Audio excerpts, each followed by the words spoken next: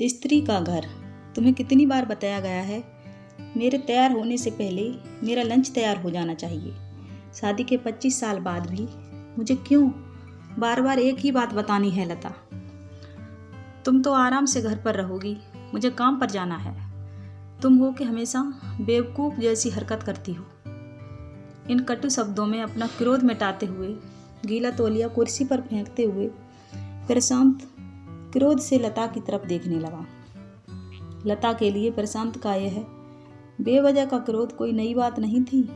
वह महीने में 3-4 बार ऐसे ही लता पर चिल्लाता रहता था। पहले लता ने उसका विरोध किया था, लेकिन जब कई सालों तक प्रशांत में कोई बदलाव नहीं दिखा तो लता ने खुद को ही बदल दिया। अब प्रशांत के कुछ भी कहने से लता को कोई फर्क नहीं पड़ता। प्रशांत की हर बात को वो सिर नीचे झुकाकर सुन लेती है। शादी के 5 साल पहले तक लता ने पूरी कोशिश की थी कि पैसिफिक को बदला ले, लेकिन फालतू का गुस्सा करना और बाद में लता को बुरा कहना मानो उसकी आदत बन गई थी।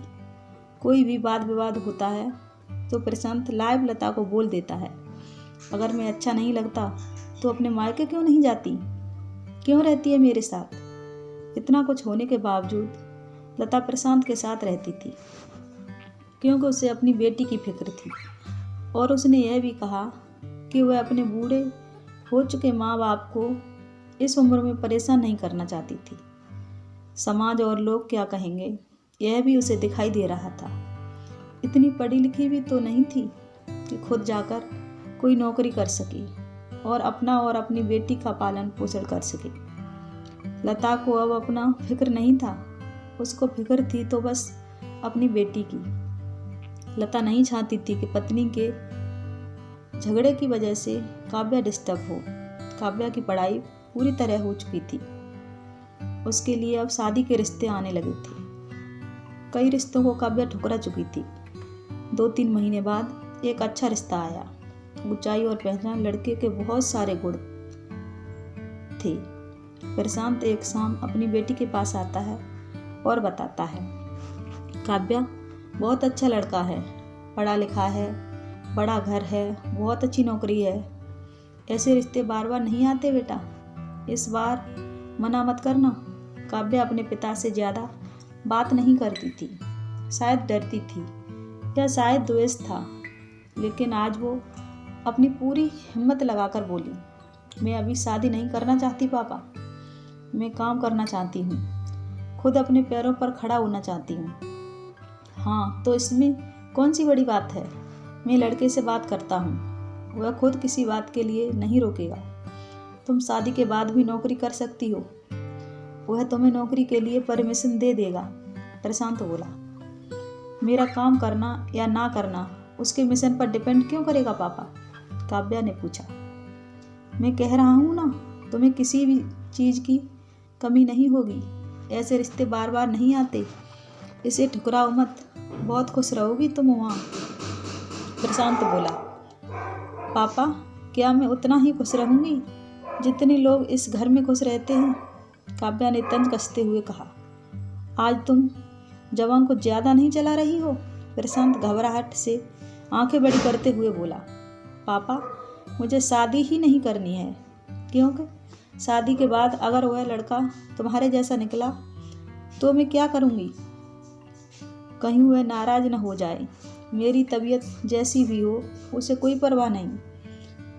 रोटी थोड़ी सी मोटी बन जाए तो घर सर पर उठा ले, उसकी चेकबुक ना मिले तो भी दोष मेरा ही, और हर छोटी सी मोटी बात पर मुझे मायके जाने के लिए कहे। काव्या ने अपना दिल खाली करते हुए पापा से सब कह दिया। पापा का क्रोध 7वें आसमान पर था, लेकिन उसके मुंह से एक शब्द भी नहीं फूटा। वो काव्या की बातें सुन रहा था। काव्या बोलकर चुप नहीं हुई। आज पहली बार वह अपने पापा के सामने इतना कुछ बोल रही थी। पापा, आपने माँ के साथ हमेशा गलत व्यवहार किया है। आप अपने ऑफिस का क्रोध बिना सोचे समझे माँ पर निकाल देते हैं। कभी इस बात की परवाह भी नहीं करते कि उन्हें कैसा लगता होगा। आपकी बात सुन सुनकर माँ ने अपना स्वाभिमान खो दिया। प्रशांत आज पहली बार अपने किए बर्तावों को महसूस कर पा रहा था। वो इतना ही बोल पाया, जो मन में है वो करो। मैं तो इतना बुरा हूं ना? काव्या ने प्रशांत का हाथ पकड़ा और बोली, पापा, मुझे सिर्फ एक सवाल का जवाब दे दो। क्या आप चाहते हैं कि मेरा पति आपके जैसा हो? प्रशांत कुछ भी ना बोल पाया और वहाँ से निकल गया। आज उन्हें लता के सामने जाने में शर्म आ रही थी। इसके कारण उसकी आंखों से आंसू बह रहे थे। प्रशांत के आज से अपने आप को बदलने का निश्चय किया। अगले दिन से लता ने अपने पति में काफ़ी बदलाव देखा। उसने सोचा कि जो शक्ति काव्या प्रकट होती है, यदि मैं पहले ही दे दूं तो शायद आज कुछ और हो जाती। अब काव्या पढ़ लिख कर अच्छी नौकरी करने लगी थी और 3 साल बाद उसके लिए एक अच्छा रिश्ता आया और उसकी विदाई पर प्रशांत बोला, तू हमेशा खुश रहेगी बेटा, क्योंकि तेरा पति तेरे बाप जैसा नहीं है। प्रशांत की यह बात सुनकर लता और काव्या की आंखों से आंसू बहने लगे। दोस्तों, हमारे समाज में औरतों को भले ही देवी का स्तर दिया जाता हो, लेकिन उन्हें स्वतंत्रता नहीं दी जाती है। उन्हें बचपन से ही कहा जाता है कि वह पराया धन है। स्कूल से आने में देर हो जाती है तो पिटाई हो जाती है। मोबाइल पर चीज़ें दिखने या खिड़की से देखने लगती हैं तो जा सकती है। माँ बाप का घर बेटी का घर नहीं है, पति का घर ही बेटी का घर है। जीवन भर यह बातें बताती हूँ कि उन्हें ससुराल भेज दिया जाता है। उम्मीद करती हूँ आपको मेरी ये छोटी सी कहानी पसंद आई होगी। अगर कहानी पसंद आई हो तो हमें कमेंट में ज़रूर बताएं। हमारी वीडियो को ज़्यादा से ज़्यादा शेयर करें, लाइक करें और हमारे चैनल को सब्सक्राइब करें। धन्यवाद कहानी सुनने के लिए।